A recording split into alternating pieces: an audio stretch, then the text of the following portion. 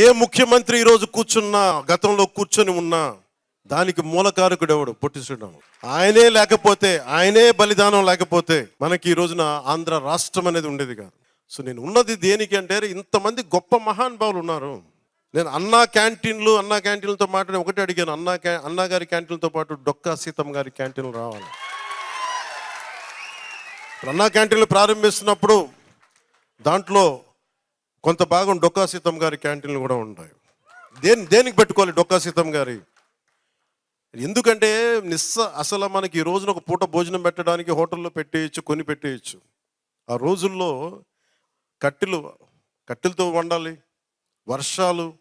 అలాంటి సమయంలో ఆవిడ కూర్చొని అమ్మ సీతమ్మ ఆకలి అంటే కూర్చోబెట్టి అన్నం వండి పంపించే, లంకల దగ్గరికి వెళ్ళి కూడా ఆవిడ చేసేదంటే, అలాంటి విలువలున్న మనుషులు మనం గుర్తు తెచ్చుకోకపోతే సమాజం విచ్ఛిన్నమైపోతుంది.